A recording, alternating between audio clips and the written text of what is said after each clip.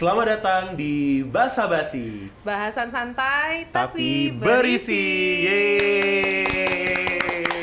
Kembali lagi kali ini bersama Septi Dan Andy. dan kali ini kita akan ngobrol sama salah satu sosok ya, sosok yang fenomenal di Universitas IGM. Kenapa tuh bisa jadi fenomenal ya? Karena fenomenal, beliau ini ada di setiap acara.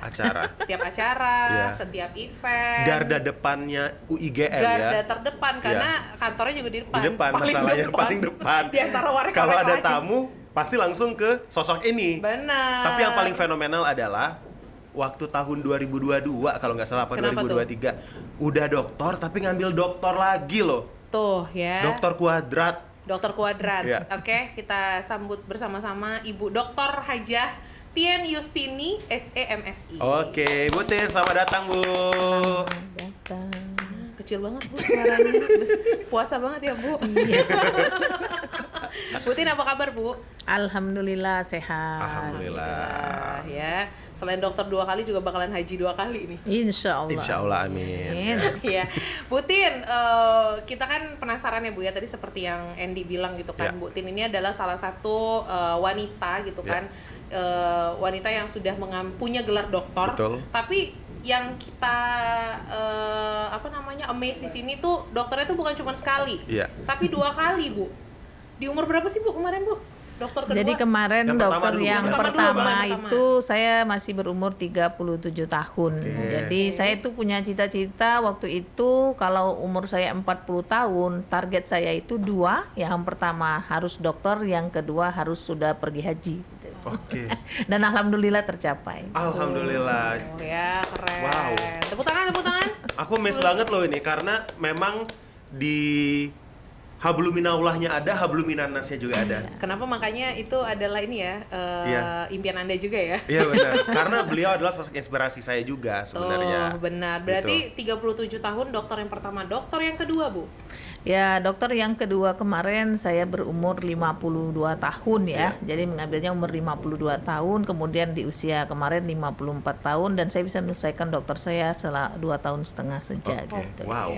Nah, tapi yang menjadi penasaran ya buat saya secara pribadi dan juga teman-teman Basiber di sini, apa Bu yang membedakan ketika Ibu telah menyelesaikan dokter pertama dengan Ibu telah menyelesaikan dokter yang kedua? Ada nggak momentum-momentum yang spesial di antara itu keduanya? Ya, jadi ketika saya mengambil dokter yang pertama itu kan setiap kita menjadi dosen itu kan tentu harus lebih pintar ya, atau lebih tahu duluan lah dari Betul. mahasiswanya, dan kita harus selalu mengasah ilmu kita itu. Ya, waktu itu saya mengambil dokter yang pertama, sebenarnya saya belum mau mengambil yang saya ambil gitu, agribisnis ya. Tapi karena ya namanya saya sebagai ibu rumah tangga, saya harus menjaga keseimbangan, anak-anak bisa terurus, suami juga bisa terurus, maka saya patahkan niat saya untuk kuliah di luar Sumatera Selatan dan saya mengambil di alma mater saya sendiri, yaitu di Unsri gitu. Sehingga saya berpikir bahwa karir juga jalan, keluarga juga harus jalan. Jadi bagaimana anak-anak kita juga bisa kita awasi, bisa kita didik ya, bisa terpelihara dengan baik gitu.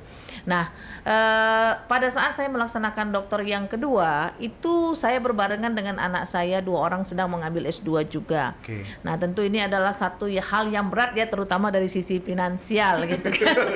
Pasti Iya. ya, Bu, ya. Jadi sempat saya waktu masuk dokter yang pertama itu saya beasiswa ya, jadi BPPS karena umur saya waktu itu kan masih 37, jadi masih bisa mendapatkan kesempatan beasiswa BPPS, kalau sekarang namanya BPI. Nah, ketika saya dokter yang kedua ini kenapa ambil? Karena saya kan mengajar di program Magister Manajemen gitunya kan, tentu walaupun background saya S1, S2 saya itu ilmu ekonomi, tetapi kan tetap harus kita itu lebih paham ya, mengasah diri kita itu sesuai dengan prodi, dan kebetulan kan kita juga akhir karir tertinggi dari seorang dosen itu adalah guru besar. Betul. Nah, itu satu impian yang ingin kita capai. Nah, untuk mencapai impian ini kan tentu kita harus melinearkan ya, antara program studi di mana tempat kita mengabdi itu dengan latar belakang pendidikan kita gitu kan. Maka walaupun dengan berbagai pertimbangan ya, karena saya sudah posisinya juga sebagai oma-oma gitu yang punya cucu gitu kan, kemudian juga anak yang masih ada yang kuliah gitu kan. Nah, akhirnya saya bertekad untuk melanjutkan S3 yang kedua ini di Universitas Sriwijaya dengan program studinya ilmu manajemen tentunya, supaya linear dengan program studi di mana tempat saya mengabdi. Nah, dalam melakukan satu kegiatan saya tidak ingin mendapatkan hasil yang tidak maksimal, karena kan tentu dalam setiap kegiatan yang kita lakukan ada pengorbanan yang kita berikan. Ya, kita harus membagi waktu kita untuk keluarga tadi, kemudian tentu juga biaya yang harus kita keluarkan ya. Nah, maka hasilnya pun harus terbaik. Nah, itu yang menjadi prinsip saya, itu ketika saya sudah melaksanakan sesuatu itu harus maksimal.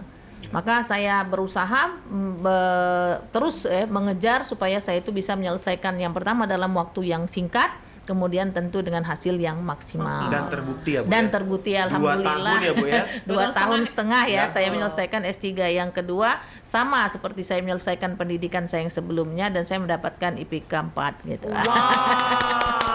Jadi sekedar motivasi saja ya. Nah, motivasi ini berarti gitu. juga jadi salah satu motivasi untuk teman-teman Basibers juga, kalau sebenarnya usia itu bukan menjadi masalah ya. Menjadi masalah, karena udah gitu. dibuktikan sama Bu Tin gitu kan, dengan kenapa nih? Ada apa nih?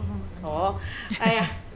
Jadi udah dibuktikan sama Bu Tin dengan usia, ibaratnya usia yang memang bisa dibilang ya Senior ya. senior ya, Betul. bisa dibilang senior, tapi ternyata bisa mau gitu kan, mau mengambil kuliah lagi gitu kan, Yes. mencari ilmu lagi. Betul. Dan memang dibuktikan juga hasilnya maksimal gitu loh. Jadi kalau misalnya teman-teman yang masih muda, sayang banget ya Bu ya.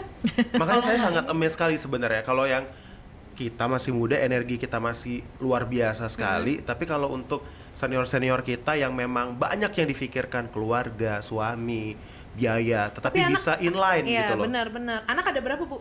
Anak saya ada 4 orang gitu. Yes. Terus semuanya ini loh, S2, terus semuanya Ya. ada yang mau calon dokter juga Iya, Bu calon ya? dokter. Ya, juga. jadi anak Dosen saya yang kita juga di pertama sini. itu hampir sama lah profesinya Ya. ya, sebagai Widya Iswara di Kementerian Agama. Yes. S2 dari UGM, kemudian yang nomor 2 juga sebagai dosen ya, yang saat ini sedang mengambil S3 di Universitas Indonesia. Kemudian yang nomor 3 bisnis ya, jadi dia bisnis sambil kuliah juga mengambil S2, dan yang terakhir itu nomor 4 itu kuliah di Fakultas Kedokteran dan semester 6 saat ini gitu. Tuh, berarti memang walaupun ibaratnya Bu Tin dengan kesibukannya, kuliah lagi, tapi anaknya tetap terurus dan ini loh. Ya karena contoh. Iya, gimana sih Bu caranya? Ya, contoh. Saya tuh sempat bingung ya teman-teman ya, karena Iya. saya aja jujur li ibaratnya masih muda, anaknya ya cuma 2 gitu kan, Iya. tapi udah rempong banget ngurusin rumah, ngurusin Iya. anak. Ini Bu Tin anak 4 gitu ya, semuanya jadi semua Iya. tuh. Ada nggak sih Bu tips-tipsnya Bu mungkin untuk teman-teman yang nonton gitu Iya. kan, generasi muda yang anaknya baru 1-2. Tipsnya gimana sih Bu? Ya, jadi intinya kita itu bisa memanage waktu ya, itu yang paling penting.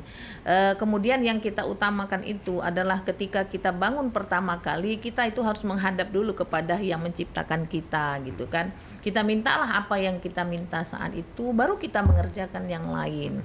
Ya, jadi kita tidak melupakan bahwa ada, kenapa kita bisa sukses, itu kan semua sudah ada yang menentukan gitu kan. Nah, tapi kalau kita tidak pernah meminta, nah ini kan susah gitu ya. Susah, Nah, benar. jadi yang pertama itu, kemudian yang kedua kita tadi bisa mengatur waktu. Kemudian yang paling penting adalah disiplin. Jadi disiplin itu dalam segala hal ya. Jadi tidak hanya kita disiplin dalam belajar, bekerja, makan pun harus disiplin gitu kan.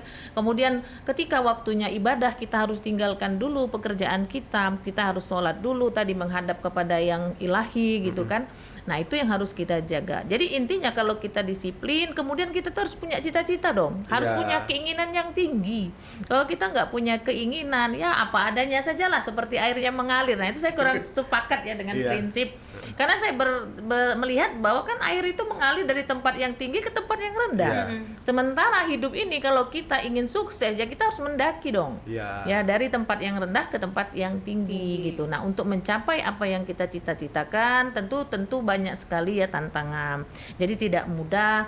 Dari sisi persaingan tentu kita punya persaingan, kemudian tadi dari sisi finansial juga tentu kita terbatas ya, karena kalau yang namanya dosen ini ya seperti itu, kita kan sama saja mendidik, kita mencari amal jariah, jadi tidak hanya untuk dunia tetapi juga untuk akhirat, seperti itu ya. Tuh, berarti memang tipsnya adalah disiplin dan selalu mengutamakan Tuhan. Ya, manajemen waktu terbukti. Betul, manajemen waktu. Kalau lagi dapat kerjaan dari Bu Tin, tertata dan selesai. Bener. Ya. Dan itu cara Bu Tin untuk sampai di posisi sekarang. Oke. Dan beliau ini sekarang menduduki posisi wakil rektor 3 bidang perencanaan dan kerjasama gitu. Jadi seperti yang tadi ya kita bilang di awal, kalau misalnya datang pertama, Bu Tin itu sebagai garda terdepan gitu ya. Kita, ya. Benar. Jadi kalau misalnya tamu-tamu atau mau ngajak kerjasama, misalnya pihak-pihak terkait yang mau ngajak Universitas IGM kerjasama, itu Bu Tin sebagai garda terdepannya. Nah Bu, ngobrolin tentang profesi Ibu ya sebagai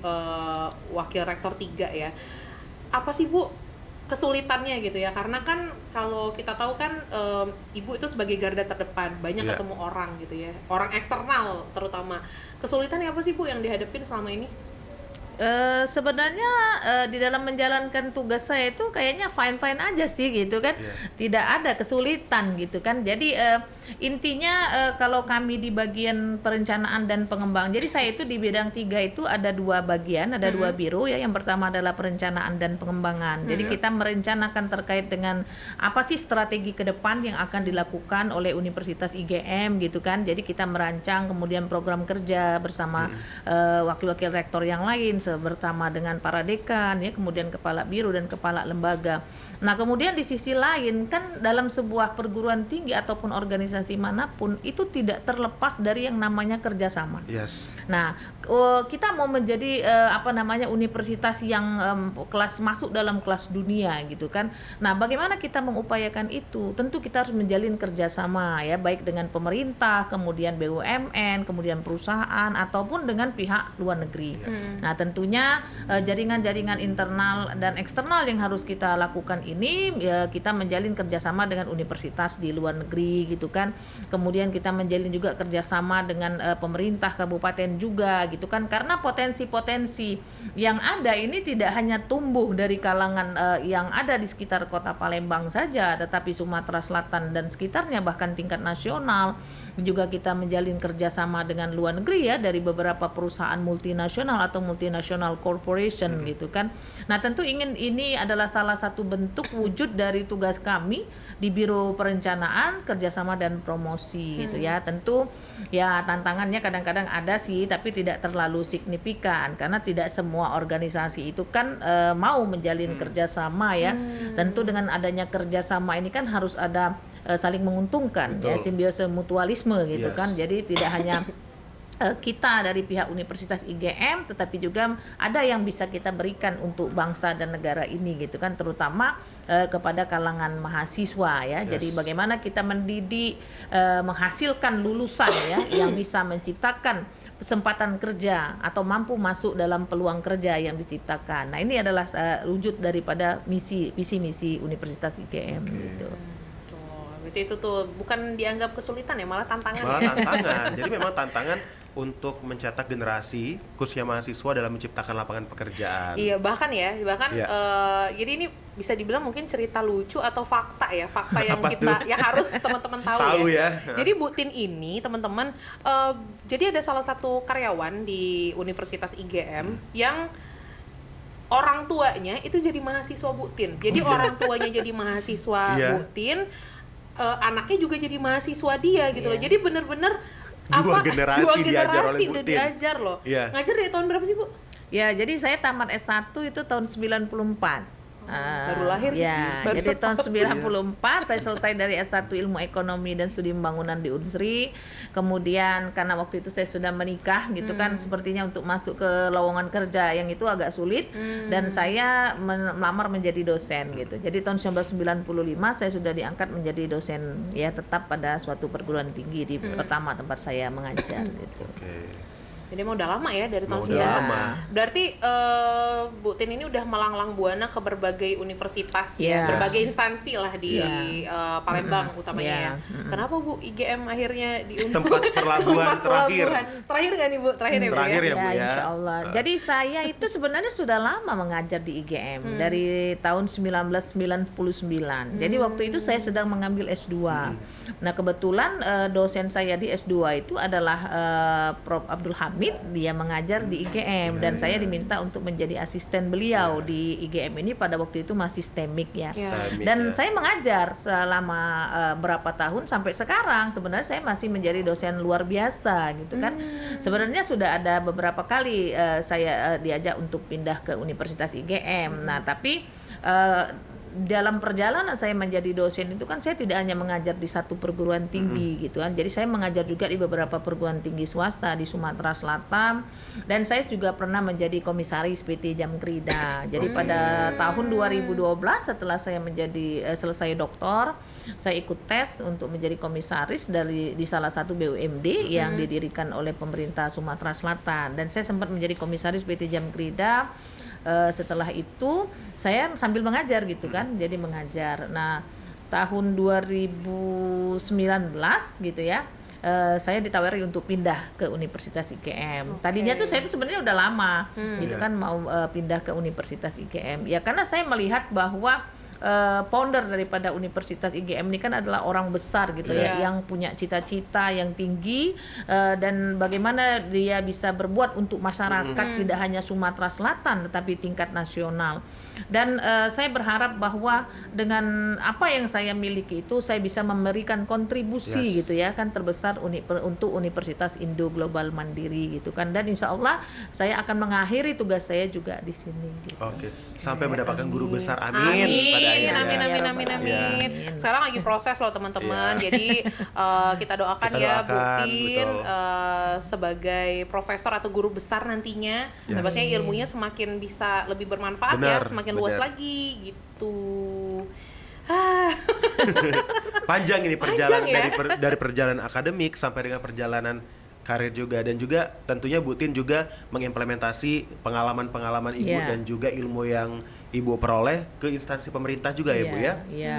Jadi sebenarnya kalau kita hanya menjadi dosen saja kita tidak akan tahu apa sih masalah di lapangan Yes. gitu ya. Oke. Maka dan tentu dari sisi finansial juga ya kita kan tahu ya, mungkin maka saya juga berbisnis gitu kan. Yes. Jadi bagaimana kita membangun bisnis, kemudian juga menjadi asesor, jadi juga menjadi konsultan di Yes. pemerintah. Jadi kami sudah beberapa kali di organisasi, kebetulan saya sebagai wakil ketua koalisi kependudukan Sumatera Selatan, Kota Palembang, itu kami sudah menyusun naskah akademik Naskah ya akademik untuk ya. beberapa dinas dan kabupaten serta Kota Palembang. Jadi itulah karena di dalam yang namanya kita sebagai seorang dosen itu kan ada tridharma yang harus kita lakukan kan.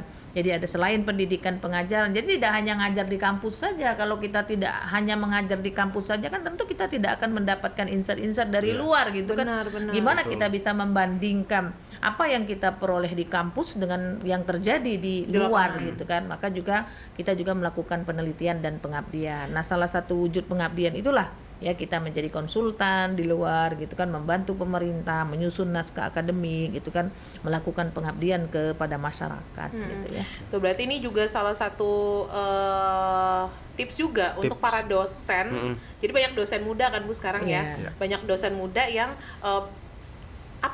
kayaknya tuh sungkan untuk cari kesibukan lain selain dosen. Ternyata memang kalau POV dari Bu Tin gitu kan, kita jangan cuman jadi dosen aja, tapi juga harus terjun ke lapangan biar lebih dapat juga insight-nya, biar lebih lebih mengasah skill juga kali Mengasah ya. skill dan mencari pengalaman yang ada di luar sana. Benar. Gitu. Tapi sibuk nggak sih Bu? Capek nggak sih Bu dengan segala kesibukan? Saya aja ya Pak Endi ya. Saya tuh Pak ya? Iya, sorry saya Endi ya. Iya. Saya tuh nih ya ngelihat Bu Tin itu ngelihatnya aja capek gitu. Karena gini ya. Karena beliau ini bangunnya tuh setiap Pengalaman hari. ya? Iya, karena beliau ini saya pernah ya teman-teman pergi sama Bu Tin ya. Dan saya tahu beliau ini bangunnya jam berapa Bu? Jam 3 ya Bu? Jam 3 pagi setiap hari Wow. gitu kan. Terus setiap hari tuh diulang gitu loh. Capek nggak sih Bu? Ya nggak capek sih. Jadi sebenarnya kita itu dengan kita bangun pagi gitu kan jam 3 aktivitas itu. Jadi artinya saya sudah memikirkan bahwa alokasi waktu untuk saya kerjakan itu cukup. Dan ketika kita beraktivitas, badan kita kan sehat. Jadi saya nggak perlu harus mengeluarkan biaya lagi untuk fitness, untuk jogging gitu kan. Ya kemudian dari sisi kesehatan juga kita menjadi lebih sehat gitu kan. Dan Hemat ya. tidurnya nyenyak loh. Jadi kalau kita capek beraktivitas, tidur kita itu berkualitas. Iya, wow. Jadi saya tidurnya juga tentu di bawah jam 9 ya. Kalau saya tidak mengajar, saya tidur setelah sholat Isya. Kemudian tengah malam saya juga bangun gitu kan, dan saya terus beraktivitas. Nah jadi seperti itu. Nggak usah Capek nggak usah beraktivitas, tidur berkualitas. Tin Yustini 2025. Bener itu bisa jadi ini ya, Iya, bisa jadi bener. quotes untuk Quotes teman-teman ya, generasi muda yang Iya. biasa begadang terus kayak ikut gym sana Gym. sini, nggak usah. Hemat intinya kalau kata yang tadi ya. Hemat, bangun aja pagi-pagi. Bangun pagi-pagi jam 3 subuh tuh bangun. Sampai malam tidurnya pasti nyenyak. Iya. Capek beraktivitas, tidur berkualitas. Iya betul. Bagus. Oke, Bu Tin, kan tadi kan kita udah bilang nih, karena di bidang 3 ini adalah wajah atau garda depannya UIGM. Iya, betul. Nah, bisa nggak Bu Tin disampaikan ke teman-teman Basibers di sini, kira-kira di Universitas Indo Global Mandiri ini ada fakultas apa aja, ada prodi apa aja, dan yang menjadi signature dari Universitas IGM ini apa Bu di Sumatera Selatan? Ya, jadi di Universitas IGM ini alhamdulillah kita sudah memiliki 7 fakultas ya. Jadi ada fakultas ekonomi, kemudian komputer, fakultas teknik, ya kemudian fakultas kedokteran yang baru kita launching kemarin, dan alhamdulillah saat ini kita sudah memiliki mahasiswa di fakultas kedokteran ya untuk angkatan yang pertama. Kemudian kita juga punya fakultas ilmu pemerintahan dan budaya, kemudian kita punya fakultas keguruan dan ilmu pendidikan. Nah, kemudian ada satu lagi yang kemarin baru kita merger ke UIGM yang tadinya memang satu yayasan di IGM, yaitu Fakultas Manajemen Syariah gitu ya. Oke. Nah, jadi dari 7 fakultas itu masing-masing kita memiliki program studi. Jadi kayak fakultas ekonomi itu ada akuntansi, kemudian ada juga manajemen, kemudian buat kalian yang sudah kerja ada magister manajemen gitu kan. Kemudian di komputer itu ada 5 program studi ya, ada sistem informatika, kemudian ada teknik komputer, kemudian ada magister ilmu komputer, kemudian ada biologi, ada kimia gitu. Nah, biologi dengan kimia ini adalah prodi yang dimasukkan ke dalam fakultas ilmu komputer sebagai supporting daripada fakultas kedokteran gitu kan. Nah, kemudian fakultas kedokteran itu sendiri masih satu program studi ya, nanti insya Allah akan ditambah dalam waktu dekat. Kemudian ada fakultas teknik. Jadi di fakultas teknik ini kita memiliki program studi yang tidak ada dimiliki oleh universitas lain di Sumatera Selatan. Jadi di fakultas teknik itu ada teknik sipil ya, teknik sipil mungkin banyak, tetapi kita akan segera membuka teknik sipil itu S2, program Oke. S2. Kemudian ada perencanaan wilayah dan kota, kemudian ada K3. Nah, K3 ini juga salah satu program studi yang memang banyak diminati karena Potensial hampir ya. semua organisasi itu butuh nih dengan kesehatan dan keselamatan kerja gitu kan. Nah, kemudian ada fakultas geomatika ya, program studi geomatika itu dari survei dan pemetaan ya, kemarin dari survei dan pemetaan. Nah, kemudian untuk fakultas ilmu pemerintahan dan budaya, ada fakultas ilmu pemerintahan dan budaya itu sendiri, kemudian ada FKIP bahasa Inggris ya. Kemudian ada DKP, nah desain komunikasi visual. Nah, ini juga satu program studi yang katakanlah cukup khas yang ada di Universitas Indo Global Mandiri. Nah, kemudian Fakultas Manajemen Syariah itu ada 4 program studi, ada yang namanya manajemen bisnis, ada perbankan syariah, ada ekonomi syariah, dan program studi hukum gitu. Jadi sudah lengkap ya, tetapi kita tetap terus ingin menambah program studi yang sesuai dengan kebutuhan user gitu kan. Oke. Apa sih yang dibutuhkan saat ini, dan tentu dengan adanya perkembangan teknologi kan akan mengalami pergeseran gitu. Jadi mungkin ada program studi yang sudah tidak banyak lagi peminatnya, itu kita tutup, kemudian kita akan ganti dengan program studi yang baru.